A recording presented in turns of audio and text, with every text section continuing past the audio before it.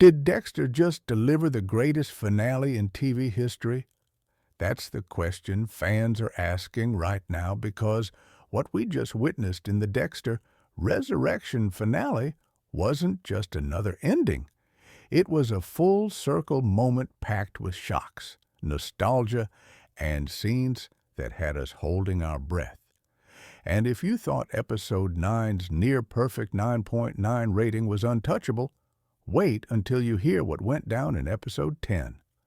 This might be the one that pushes Dexter into history books with a flawless 10. And I'll be real, this episode hit different. Not because it was sad or slow, but because it was so tight. No filler, no wasted scenes. Just pure action, suspense, and emotional payoff. And while fans are celebrating, there's also that bittersweet feeling. The end of an era. Except maybe it isn't really the end at all. But let's rewind for a second, because to understand why this finale is blowing everyone's minds, we have to start with where Episode 9 left us. Dexter is trapped inside Prater's vault.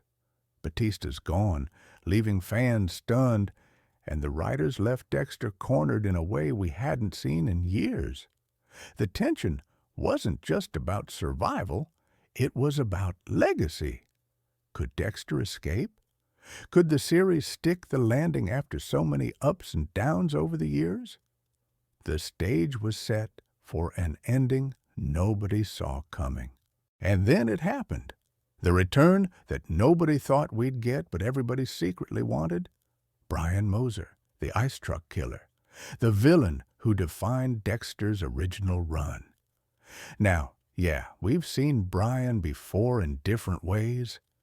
He appeared in flashbacks, even as a ghost haunting Dexter's mind. But this wasn't that. This was Christian Camargo, the real Brian Moser, back on screen, face-to-face with Dexter. And the moment he showed up, the entire energy of the episode changed. Why? Because Brian isn't just another villain. He's family. He's Dexter's brother, the original Dark Mirror, the person who represented everything Dexter could have been if he had fully embraced the darkness without hesitation. And bringing him back in the very last episode wasn't just fan service, it was genius. It was symbolic. It was like the writers were saying before Dexter closes his story, he has to confront the ghost that started it all. Fans online immediately lit up when he appeared. Theories started flying. Was Brian back for revenge? Was he guiding Dexter one last time? Or was he just the final test, forcing Dexter to face his truest self before the curtain fell? Whatever the reason, this return hit way harder than any cameo or callback we've seen before, and honestly, it set the tone for the rest of the finale. Because if Brian Moser could return, then literally anything was on the table. But Brian wasn't the only game changer in this finale, because the next twist came from someone we thought we already knew inside and out. Just when it felt like Dexter had no way out, the story shifted in a way nobody expected, through Harrison. Remember how in Episode 9, Prater offered Harrison that job at his big event? At the time, Harrison hesitated. He was skeptical. He didn't trust Prater, and honestly, he was right to be cautious. But now, with his father's life hanging by a thread, Harrison steps up. And this wasn't some half-hearted choice. This was the moment where Harrison proved exactly what side he was on. Here's where it gets clever. Dexter uses Batista's phone to call Harrison for help. Now, Harrison doesn't know Batista is already gone, so he thinks this is just a normal call. But when his girlfriend Gigi picks up, she says, "Wait, this isn't Batista. This is your father." That flips everything. In seconds, Harrison realizes Dexter is in real danger, and now it's up to him to act. Cut to the infiltration. Harrison sneaks into Prater's mansion, and Dexter is literally guiding him through the halls over FaceTime. It's tense, it's brilliant, and it adds this extra emotional layer. Father and son working together in real time, even though they're worlds apart inside the same house. Dexter's calm instructions, Harrison's nervous determination, it's like the writers wanted to show us that this bond is unshakable, even under fire. And it almost works perfectly, until Charlie shows up. Gun drawn, standing right in Harrison's path. In that moment, it looks like everything is about to fall apart. Dexter can see it all happening through the camera, powerless to stop it. Harrison is seconds away from being just another casualty of Prater's twisted game. But Dexter plays his ace card, and it changes everything. With Charlie holding Harrison at gunpoint, the tension hit its peak.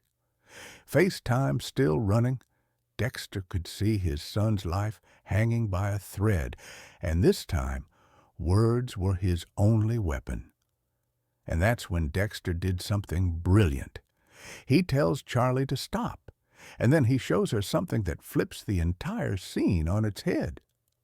Through the phone, he pulls out a file, not just any file, but her file, proof that Prater had been using her the entire time.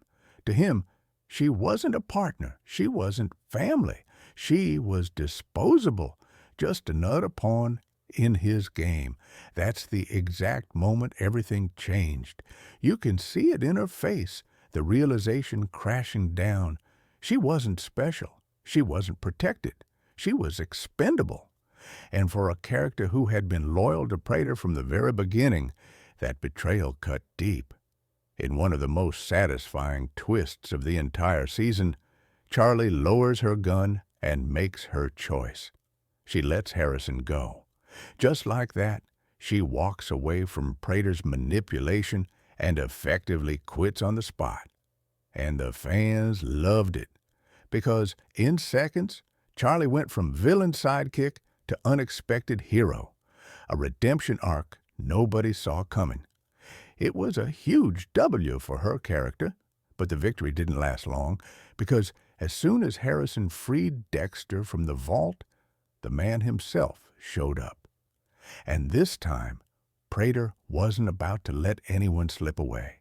The moment Harrison freed his father, you'd think the nightmare was finally over. But nope, Prater wasn't about to let them walk away that easily. Almost instantly, he corners Harrison, gun raised, and suddenly the kid is right back where he started, trapped, helpless, and staring down death for the second time in one night. This time, though, Dexter isn't the one to make the move. Harrison is.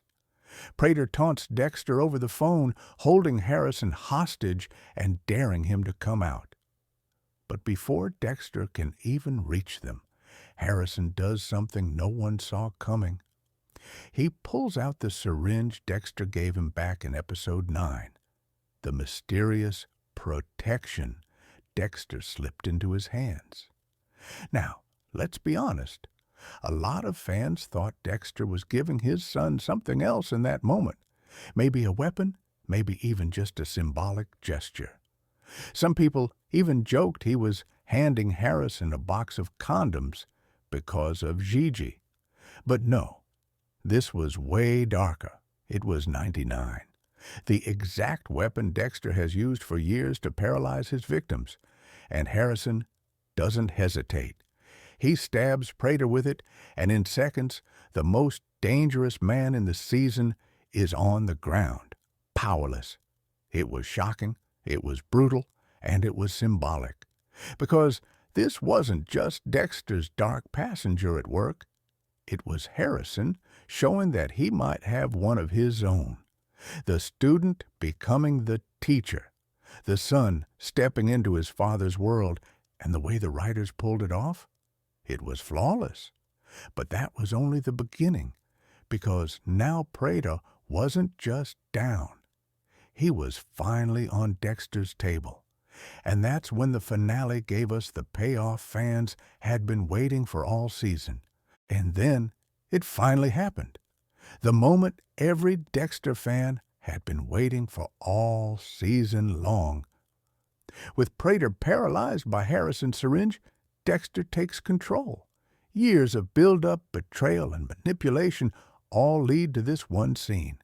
Prater strapped down on Dexter's kill table. And if you followed this show from the very beginning, you know exactly how much weight that table carries. It's not just where victims die, it's where justice, in Dexter's twisted code, is finally delivered. This wasn't just another kill. This was the kill. The season-long payoff. The Face-Off fans had been begging for since Prater first appeared on screen, and the writers made sure it felt earned. No shortcuts, no cheap tricks, just pure tension exploding into one of the most satisfying climaxes in Dexter history. The way Dexter looks at Prater, the calm precision in every move, the cold finality in his words, it's like the writers were reminding us, this is who Dexter truly is. No matter how much he tries to change, no matter how much he wants to protect Harrison, the dark passenger will always be there. And on that table, with Prater helpless beneath him, Dexter was in his purest form. Fans called it the most satisfying kill since Trinity. And honestly, they're not wrong. Because this wasn't just about revenge. It was about closure, about proving that Dexter can still deliver a finale that shocks, satisfies, and sticks the landing in a way the original series didn't. But the way he disposed of the body? That was the detail that really sent fans into meltdown. After the kill, most fans thought they knew exactly what was coming next. Dexter has a ritual after all. Wrap the body, take it out on the slice of life, and let the ocean swallow another secret. That's how it's always been done. But this time, the writers flipped the script in the most brilliant way possible. Instead of using his own boat, Dexter dumps Prater's body from Prater's massive yacht. And the symbolism here is impossible to miss. It's not just another disposal, it's a reversal. The predator becoming the prey, the king in his own kingdom sinking beneath the waves. Visually, it's stunning. Story-wise, it's poetic. Because from the very start, Dexter's ocean ritual has been about control. He decides who gets taken out, and he decides where their story ends. And now, for the first time in years, it feels like the cycle is complete. From the small boat in the original series to the luxury yacht here, it's full circle, bigger, bolder, and more definitive than ever. Fans immediately picked up on the parallel, and social media blew up with reactions. Some called it the most cinematic dump Dexter has ever done. Others said it was the perfect callback to the old series, but with enough of a twist to make it feel brand new. Either way, it was the kind of ending detail that elevates a finale from good to legendary. And just when you thought the credits were about to roll, the show dropped one more bombshell. Just when you thought the finale had wrapped everything up neatly, the show reminded us that this isn't the end. It's only the beginning. Rumors are already swirling about another season, maybe even two. And if this finale is any indication, the writers aren't done pushing the boundaries of the Dexter universe. Harrison stepping up in the M99 scene wasn't just a one-off thrill. It sets him up as a central player moving forward. Could he be the next dark passenger in the family? Could he carry Dexter's legacy while carving out his own path in a world that's more dangerous than ever? Fans are already speculating wildly. And then there's Brian Moser. Even though his role in this finale was limited, His return proves that old villains can still come back to haunt the Morgan family. Could we see him, or other ghosts from Dexter's past, return in future seasons? It's the kind of open-ended storytelling that keeps fans debating, theorizing, and hitting replay to catch every detail. The finale didn't just close the season, it opened doors. Doors to new conflicts, new alliances, and new questions that will keep viewers talking for years. And that's exactly what a great Dexter finale should do: satisfy the past while teasing the future.